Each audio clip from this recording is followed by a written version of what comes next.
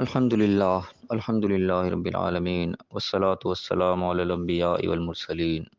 اعوذ باللہ من الشیطان الرجیم بسم اللہ الرحمن الرحیم رب اشرح لی صدری ویسر لی امری واحلل عقدۃ من لسانی یفقہوا قولی واجعل لی وزیرا من اہلی۔ محترم سامعین، السلام علیکم ورحمۃ اللہ وبرکاتہ۔ الحمدللہ قرآن پاک کا مطالعہ ہمارا جاری ہے۔ سورہ بقرہ کی آیت نمبر 257 تک ہم پڑھ چکے ہیں۔ آج انشاءاللہ آیت نمبر 258 سے آیت نمبر 260 تک پڑھیں گے۔ اعوذ باللہ من الشیطان الرجیم بسم اللہ الرحمن الرحیم۔ الم تر الی الذی حاج ابراہیم فی ربہ ان آتاہ اللہ الملک۔ کیا تم نے دیکھا نہیں اس شخص کو جس نے ابراہیم علیہ السلام کے ساتھ بحث مباحثہ کیا، حجت بازی کی اس کے رب کے بارے میں کہ اللہ تعالیٰ نے اس کو بادشاہت دے رکھی تھی، یعنی اللہ تعالیٰ نے اس کو اختیارات دیے تھے، کو بادشاہت دی تھی۔ اس بادشاہت کے گھمنڈ میں وہ اتنا آگے نکل گیا کہ گویا کہ اپنے آپ کو خدا سمجھنے لگا کہ بادشاہ کل، گویا کہ میں ہوں، کل سلطنت، کل طاقت میرے پاس ہی ہے، جبکہ اصل طاقت تو اللہ کی ہے۔ تو اللہ کے بارے میں جھگڑنے لگا کہ نہیں اور کوئی نہیں، ساری طاقت میرے پاس ہی ہے۔ اس قال ابراہیم، جب ان سے ابراہیم علیہ السلام نے کہا اس شخص سے، کیا کہا کہ ربی الذی یحیی و یمیت، کہ میرا رب تو وہ ہے کہ بھئی یہ طاقت، زندگی موت اس کے ہاتھ میں ہے۔ تو اس نے کیا جواب دیا؟ قال انا احیی و امیت، وہی و امید، کہ میں بھی زندگی دیتا ہوں، مارتا ہوں، گویا کہ زندگی موت تو میرے اختیار میں بھی ہے۔ اور تفسیر میں لکھا ہے، علماء نے بیان کیا ہے کہ اس نے ایک نمونہ سے پیش کر دیا کہ دو قیدی اپنے دربار سے بلوائے، اس نے جو قید خانے میں قیدی تھے ان کو بلوایا، اب جس کے لیے موت کا وہ جو تھا فیصلہ ہو چکا تھا، اس میں آزادی دے دی کہ جا تو معاف ہے، جا آزاد ہے، تجھے زندگی دے دی۔ اور جو اس کے لیے نہیں تھا اس کو مار دیا، اس کو مروا دیا۔ تو گویا کہ اس نے ایک نمونہ پیش کر دیا کہ دیکھو زندگی موت میرے ہاتھ میں بھی تھی، جس کو موت تھی اس کو میں نے زندگی دے دی، جس کی زندگی تھی اس کو موت دے دی۔ تو اس نے ایک سیمپل پیش کر دیا اس چیز کا۔ تو ابراہیم علیہ السلام نے کہا کہ اچھا یہ اسی طریقے سے نہیں ماننے والے۔ ابراہیم علیہ السلام نے پھر اس کو ایک اور مثال دی۔ قال ابراہیم علیہ السلام نے کہا فإن اللہ یأتی بالشمس، اللہ تعالیٰ جو ہے سورج کو نکالتا ہے من المشرق، مشرق سے، فاتح بها من المغرب، تو اس کو مغرب سے نکال کے دکھا پڑے، اگر طاقت تو یہ تو یعنی کہ ابراہیم علیہ السلام نے ایسی بات کر دی جو اس کے بس سے باہر تھی بالکل، کہ خدا جو وہ ہے جو مشرق سے نکالتا ہے سورج کو، تو بھی خدا ہے، اگر تیرے پاس بھی سارے اختیارات ہیں تو اس کو مغرب سے نکال کے دکھا دے ذرا۔ فبہت الذی کفر، تو پھر وہ کافر جو تھا، کفر کرنے والا، انکار کرنے والا تھا، وہ تو پھر مبہوت ہو گیا، بالکل مبہوت الحواس ہو گیا، حیران رہ گیا، ہکا بکا رہ گیا کہ یہ کیا بات ہوئی تھی، میں نہیں کر سکتا۔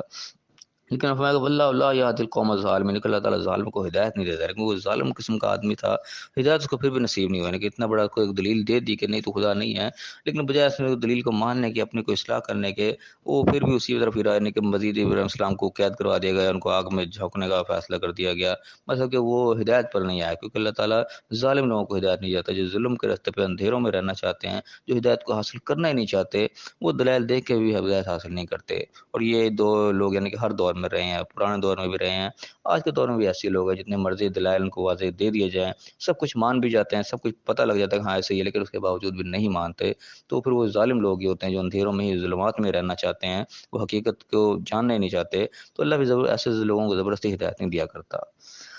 اور پھر اللہ نے ایک اور مثال یہاں پہ بیان کی، او کالذی مر علی قریۃ، یا پھر اس شخص کی مثال بھی دیکھو جس نے کا گزر ہوا ایک قریہ، ایک بستی کے اوپر سے، وہ یا خاویۃ علی عروشها، اور اپنے چھتوں کے اوپر الٹی پڑی ہوتی ہے، تباہ شدہ بستی کے اوپر سے اس کا گزر ہوا۔ اب یہ کون ہے، کیا شخص ہے، تفاسیر میں کچھ لوگوں نے بیان بھی کیا ہے، کچھ نے نہیں بھی کیا، یعنی کہ واللہ عالم جو بھی تھا، اللہ تعالیٰ نے یہاں ڈیٹیل بیان نہیں کی۔ بعض لوگوں نے عزیر علیہ السلام کو تذکرہ کیا، بعض علماء نے نہیں بھی کیا کہ واللہ عالم کوئی ٹھوس بات نہیں ہے، کون ہے، کس شخص کی بات بیان ہو رہی ہے، لیکن اصل جو سبق ملتا ہے ہمیں وہ سبق حاصل کرنا ہے اس میں سے۔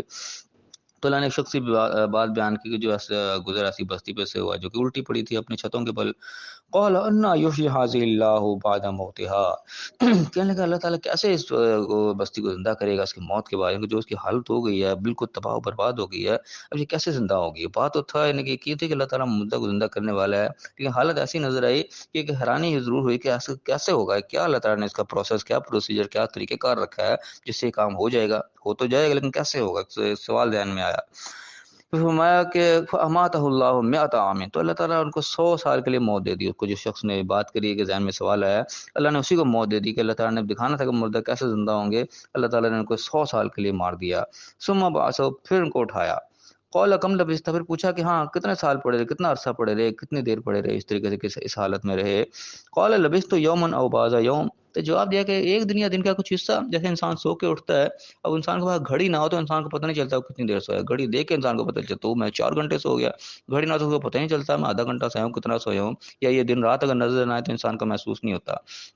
تو وہی بات ہے کہ 100 سال سو گئے لیکن سو کے اٹھے تو پتہ ہی نہیں لگا کتنی دیر رہی۔ جواب یہ دیا کہ دن یا ہے کچھ ایک دن کا کچھ حصہ سویا ہوں گا میں۔ جواب ہوا نہیں، قال بل لبست 100 عام، کہ تو سوتا رہا اس حالت میں رہا ہے 100 برس، 100 سال۔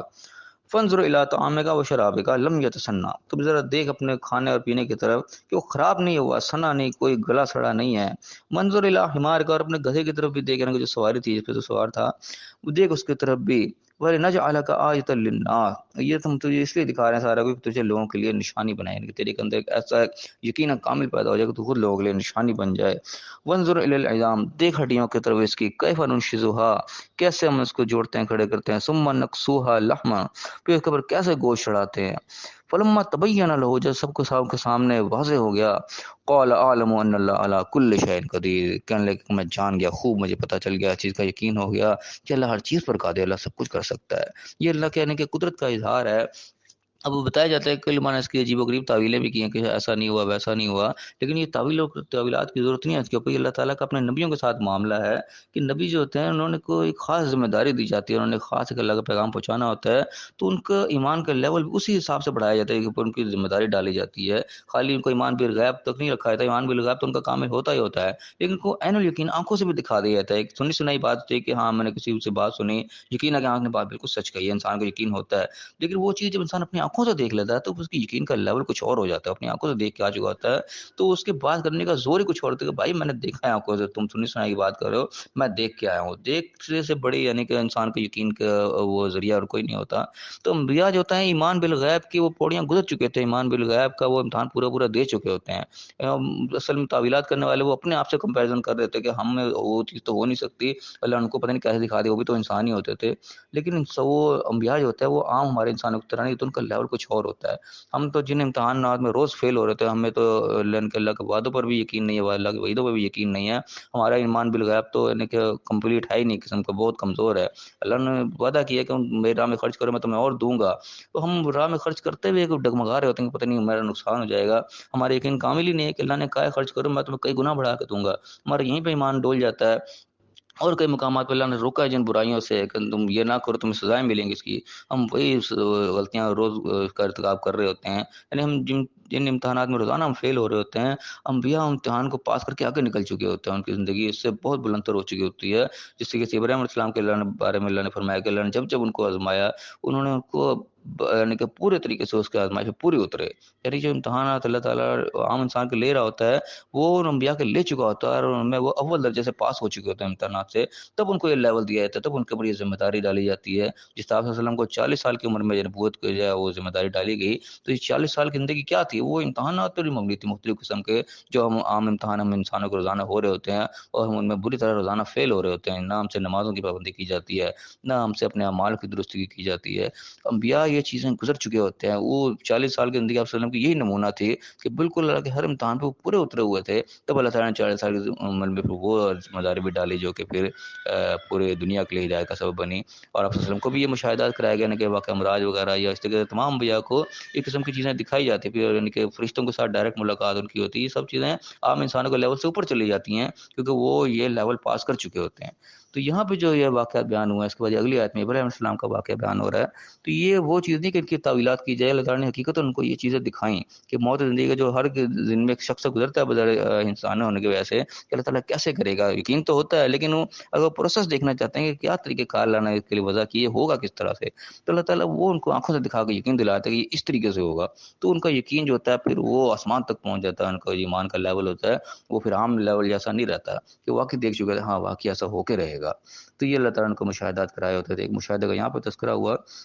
جب ان کے سامنے سارا واقعہ ہو گیا تو انہیں یقین ہو گیا کہ واقعی اللہ تعالیٰ ہر چیز پر قادر ہے، وہ واقعی کر سکتا ہے، اس میں کوئی شک کی بات نہیں ہے۔ اس کے بعد اگلا واقعہ ابراہیم علیہ السلام کا بیان ہوا کہ وَإِذْ قَالَ ابراہیم، ابراہیم علیہ السلام نے کہا کہ رب ارنی کیف تحیی الموت، مجھے دکھا تو صحیح مردوں کو کیسے زندہ کرے گا۔ یہاں پہ وہی بات ہو گئی کہ یقین تو تھا، اللہ تعالیٰ نے سوال بھی کر لیا، قال اولم تؤمن، کیا تو یہ ایمان نہیں ہے، یقین نہیں ہے؟ قال بلا، کہا کہ نہیں یقین تو ضرور ہے، ولکن لیطمئن قلبی، لیکن اپنے دل کا قلب کا اطمینان چاہتا ہوں کہ میں وہ طریقہ بھی دیکھوں یہ ہوگا کس طریقے سے، وہ پروسیس جو ہے وہ جاننے کی خواہش کی انہوں نے، یا پھر ہوگا کس طریقے سے، ہوگا تو ضرور، لیکن وہ کیا طریقہ کار ہے جو تم نے اس کے لیے اپنا رکھا ہے، کیسے ہوگا؟ قال، پھر جواب ہوگا کہ فخذ اربعۃ من الطیر، کہ پکڑو پھر 4 پرندے پکڑو اپنے ساتھ، فصرہن الیک، تو انہیں اپنے ساتھ ہلا لو، مانوس کر لو ذرا اپنے ساتھ، ان کو اٹیچ کر لو، ثم اجعل علی کل جبل منہن جزءا، پھر ہر پہاڑ کے اوپر ان کا ایک ایک جز، ایک ایک ٹکڑا کر کے ان کو رکھ دو، یعنی کہ ٹکڑا ٹکڑا کر ان کو الگ الگ ڈال دو، ثم ادعوهن یاتینک سعیا، پھر ان کو آواز اس طریقے سے بلا جس طرح تو ان کو اپنے ساتھ ہلائے گا کہ تیری آواز پہ وہ دوڑے تیرے پاس آتے ہیں، پھر ٹکڑے ٹکڑے کر کے ان کو پہاڑوں پہ رکھ دے، پھر اسی طرح ان کو بلا آواز دے، یاتینک سعیا، تیرے پاس دوڑتے ہوئے چلے آئیں گے، وعلم، اور جان لے کہ ان اللہ عزیز الحکیم، کہ اللہ تعالیٰ غالب ہے اور حکمت والا ہے، کہ وہ ہر چیز کو اس کا غلبہ ہے، اس کے لیے کوئی چیز ناممکن نہیں ہے۔ اللہ تعالیٰ نے ایگزامپل کر کے ابراہیم علیہ السلام کو بھی دکھا دیا، یقین تو تھا یقیناً، لیکن وہ آنکھوں سے بھی دکھا دیا کیسے ہوگا، وہ طریقہ کار بھی دکھا دے کہ واقعہ ایسا ہو کر رہے گا۔ تو یہ وہ واقعات ہیں، ان سے اللہ تعالیٰ کی قدرت کا اظہار ہوگا، اللہ تعالیٰ ہر چیز کر سکتا ہے جو اللہ تعالیٰ کہہ رہا ہے، چاہے ہمارے لیے وہ بظاہر ناممکن نظر آتا ہے، ایسا کیسے ہوگا، انسان کا جو ہے عقل اس کو تسلیم نہیں کرتی، ایسا ہو کیسے سکتا ہے، لیکن اللہ تعالیٰ اپنے انبیاء کو وہ کر کے بھی دکھا دے کہ ایسے ہو سکتا ہے یہ۔ تو ہمارے لیے گویا کہ یہ سبق یہ ہے کہ اللہ تعالیٰ نے جو وعدے کر رہے کہ تم یہ کرو ایسا ہوگا، تم سچ بولو تمہاری جیت ہوگی، تم اللہ کے راہ میں خرچ کرو تمہیں اور ملے گا، یہ وہ چیزیں ہیں جب بظاہر ہمیں ناممکن نظر آتی ہے، یار خرچ کر دیا تو یہ ہمارے ہاتھوں سے نکل گیا، ہمارے پاس کیسے آ جائے گا، ہم اگر سچ بول دیں گے تو سارا بھانڈا پھوٹ جائے گا، ہمارا کام کیسے ہوگا، یہ تو چھپ چھپا کے نکلیں گے تو کام ہوگا، سچ کے تو ہو ہی نہیں سکتا۔ انسان کا ذہن اس چیز کو تسلیم نہیں کر رہا ہوتا کہ ایسا ہو کیسے سکتا ہے۔ تو ان واقعات سے ہمیں یہ سبق ملتا ہے کہ جو اللہ تعالیٰ کہہ رہا ہے وہ ہو کر رہے گا، چاہے ہمارا کوئی ذہن تسلیم کرے نہ کرے، ہمیں اس پہ یقین آئے نہ آئے، لیکن ایسا وہ ہو کر رہتا ہے۔ اللہ تعالیٰ نے اپنے انبیاء کو یہ چیز کر کے دکھا دے گا، تمہارا ذہن چاہے کو تسلیم نہیں کرے کیسے ہوگا، لیکن نہ کر کے بھی دکھا دے یہ دیکھو ایسے ہوگا۔ تو ہمارے لیے یہ سبق ہے جو اللہ نے وعدے کیے ہیں، ہمیں اس پہ ایسے ہی کامل یقین ہونا چاہیے، چاہے ہمارا ذہن اس کو تسلیم کرے نہ کرے، ہمارا عقل اس کو سمجھے نہ سمجھے، لیکن ہمارا یقین اتنا کامل ہونا چاہیے کہ اللہ نے یہ بات کہہ دی ہے